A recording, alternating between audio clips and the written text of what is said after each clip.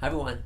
So this video is specifically to demonstrate not just the technique, but why it's important and why neck manipulation is safe.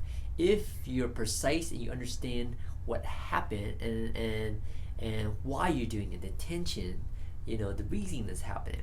So I'm going to show you 4 scenarios, okay? So each one, there's a concept called unsound joint. So unsound joint is usually a joint that lacks control. Very simple. You don't control it. You don't own that joint.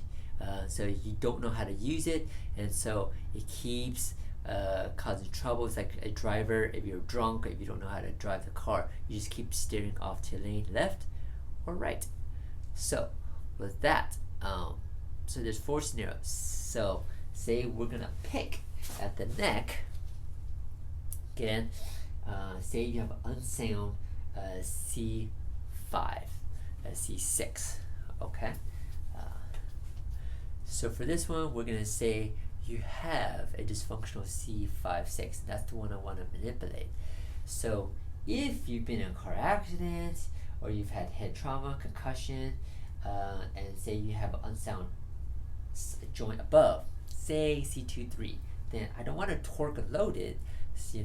I want to protect that, especially if that's also screaming pain. And then if you have a forehead posture, or you've had trauma to the bottom of your neck, say C6-7, then I don't want to torque there too. So I have to keep something more of a neutral, stable zone. So I just keep your head and neck stable and just go straight at C5-6. Keep everything straight. So everything just moves straight with that. We're isolating precision right off that. The precision comes from knowing where is taking the time during the evaluation over and over to really test to see is that the scenario, and then the treatment is more precise. So that's scenario 1, unsound above and below. So you just protect, keep everything neutral, and just work right at that joint at C5-6. Scenario number 2, if you only have unsound upper cervical or C2-3, because in your medical history you probably had a car accident or like a bump in the head.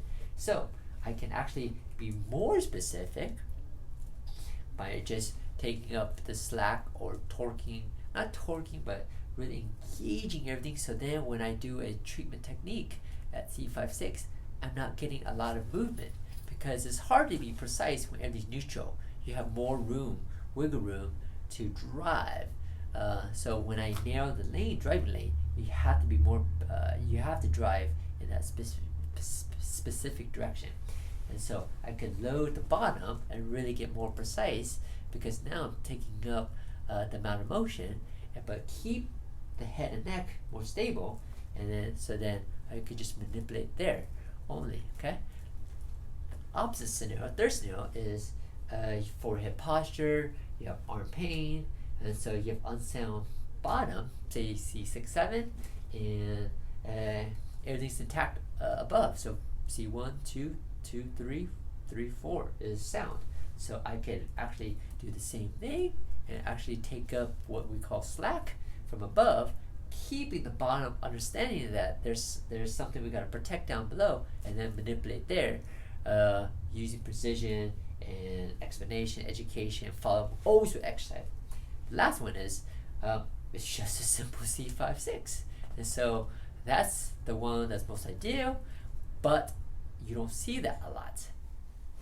So then it begs the question of so many people manipulating without being comprehensive, and then that's where there's more tendency for flare-ups, side effects of manipulation, and people think manipulation is the evil part. So that just gives you an understanding of what we do.